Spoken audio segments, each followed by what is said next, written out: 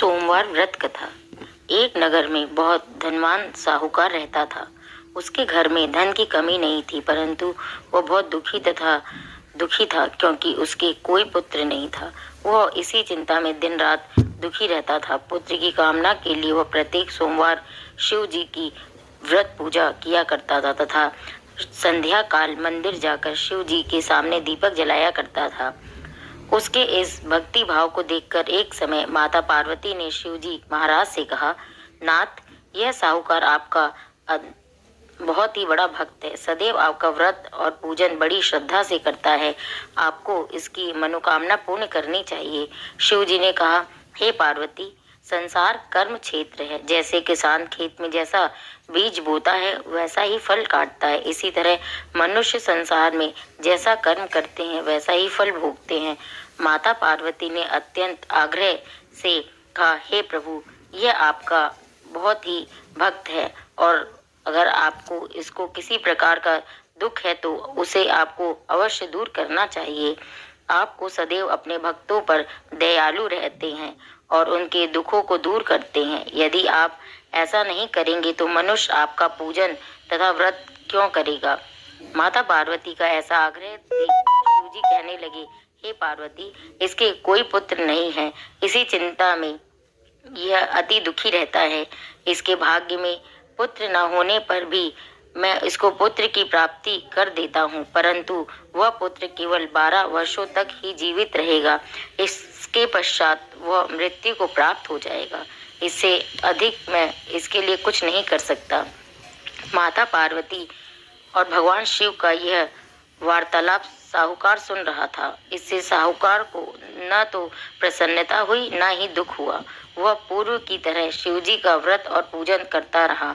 कुछ समय बाद साहूकार की स्त्री गर्भवती हुई और 10वें महीने में उसके गर्भ से अति सुंदर पुत्र हुआ। साहूकार के घर में बहुत खुशी मनाई गई, परंतु साहूकार यह जानता था कि उसकी केवल 12 वर्ष की आयु है, इसलिए उसने अधिक प्रसन्नता प्रकट नहीं की और न ही किसी को यह भेद बताया। जब वह बालक 11 वर्ष का हो गया तो बालक की माता ने उसके पिता से उसका विवाह करने के लिए कहा। साहूकार ने कहा, अभी मैं इसका विवाह नहीं करूंगा, मैं अपने पुत्र को काशी पढ़ने के लिए भेजूंगा। साहूकार ने बालक के मामा को बुलाकर उसको बहुत सा धन देकर कहा, तुम इस बालक को काशी पढ़ने के लिए ले जाओ और रास्ते में जिस स्थान पर वह जाओ, यज्ञ और ब्राह्मणों को भोजन कराते हुए दक्षिणा देते हुए जाना। दोनों मामा भांजे यज्ञ करते और ब्राह्मणों को भोजन कराते तथा दक्षिणा देते काशी की ओर चल पड़े। रास्ते में उनको एक शहर पड़ा। उस शहर के राजा की कन्या का विवाह था, परंतु जो राजकुमार विवाह करने के लिए आया था वह एक आंख से अंधा था। उसके पिता को इस बात की बड़ी चिंता थी कि कहीं राजकुमार को देखकर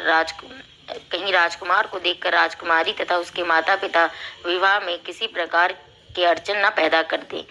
जब उसने अति सुंदर सेठ के लड़के को देखा तो मन में विचार किया कि क्यों ना द्वारचार के समय इस लड़के से वर का काम चलाया जाए। ऐसा मन में विचार कर राजकुमार के पिता ने उस लड़के को और उसके मामा से बात की।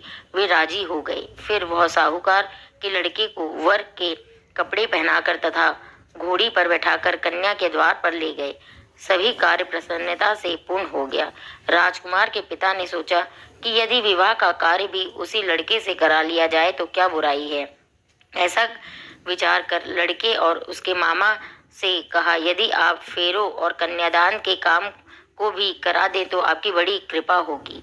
मैं इसके बदले आपको बहुत सारा धन दूंगा। दोनों ने इसे स्वीकार कर लिया और विवाह का कार्य भी बहुत अच्छी तरह संपन्न हो गया। सेठ का पुत्र जिस समय जाने लगा तो उसने राजकुमारी की चुनरी के पल्ले पर लिख दिया था कि तेरा विवाह मेरे साथ हुआ है, परंतु जिस राजकुमार के साथ तुम को भेजेंगे वह एक आंख से अंधा है।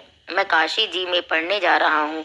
सेठ की लड़के ने जाने के पश्चात राजकुमारी ने जब अपनी चुनरी पर ऐसा लिखा हुआ पाया तो उसने अंधे राजकुमार के साथ जाने से मना कर दिया। उसने अपने पिता को सारी बात बता दी और कहा, यह मेरा पति नहीं है, मेरा विवाह इसके साथ नहीं हुआ है। जिसके साथ मेरा विवाह हुआ है वह तो काशी में पढ़ने गया है। राजकुमारी के माता पिता ने अपनी कन्या को विदा नहीं किया। बारात वापस चली गई। उधर सेठ का लड़का और उसका मामा काशी पहुंच गए। वहां जाकर उन्होंने यज्ञ कराना और लड़के को पढ़ाना शुरू किया। जिस दिन लड़के की आयु 12 वर्ष की हुई उस दिन उन्होंने यज्ञ रचा रखा था। लड़के के मामा ने कहा, मामा जी आज मेरी तबीयत कुछ ठीक नहीं है। मामा ने कहा, अंदर जाकर सो जाओ। लड़का अंदर जाकर सो गया और थोड़ी देर में ही उसके प्राण निकल गए। जब उसके मामा ने आकर देखा कि उसका भांजा मृत पड़ा है तो उसको बहुत दुख हुआ। उसने सोचा कि अगर मैं भी रोने पीटने मचा दूंगा तो यज्ञ का कार्य अधूरा रह जाएगा। अतः उसने जल्दी से यज्ञ का कार्य समाप्त कर ब्राह्मणों के जाने के बाद रोना पीटना शुरू कर दिया। संयोगवश उसी समय शिव पार्वती उधर से जा रहे थे। जब उन्होंने जोर जोर से रोने की आवाज सुनी तो पार्वती जी कहने लगी, हे नाथ, कोई दुखिया रो रहा है, इसके कष्ट को दूर कीजिए। जब शिवजी पार्वती जी वहां पहुंचे तो उन्होंने पाया कि वहां एक लड़का है जो अपने आपके वरदान से उत्पन्न हुआ था। शिवजी ने कहा, हे पार्वती, इसकी आयु इतनी ही थी, वह अब भोग चुका है। पार्वती जी ने कहा, हे नाथ, इस बालक को आयु दो, नहीं तो इसके माता पिता तड़प तड़प कर मर जाएंगे। माता पार्वती के बार बार आग्रह करने पर शिवजी ने उसको जीवन का वरदान दिया। शिवजी की कृपा से वह लड़का जीवित हो गया। शिवजी और पार्वती कैलाश पर चले गए। शिक्षा पूर्ण होने पर वह लड़का उसके मामा उसी प्रकार यज्ञ करते, ब्राह्मणों को भोजन कराते तथा दक्षिणा देते अपने घर की ओर चल पड़े। रास्ते में उसी शहर में आ गए जहाँ उस लड़के का वहां राजकुमारी के से विवाह हुआ था। वहां जाकर उन्होंने यज्ञ प्रारंभ किया। उस लड़के के ससुर वहां के राजा ने उसको पहचान लिया और महल में ले जाकर उसकी बहुत ही आवभगत की। बहुत से दास दासियां सहित आदर पूर्वक अपनी राजकुमारी और जमाई को विदा किया। वहां से विदा होकर सेठ का लड़का अपने मामा व अपनी पत्नी सहित उसी तरह यज्ञ कराते हुए, ब्राह्मणों को भोज कराते हुए, दक्षिणा देते हुए अपने घर की ओर गए।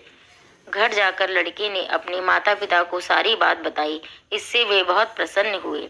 हे शिव जी, पार्वती जी, जैसे आपने सेठ व उसके परिवार को दिया है वैसे ही सभी को देना। सोमवार व्रत कथा कहने और सुनने और हुंकार देने वाले सबको देना। जय शिव पार्वती जी की जय।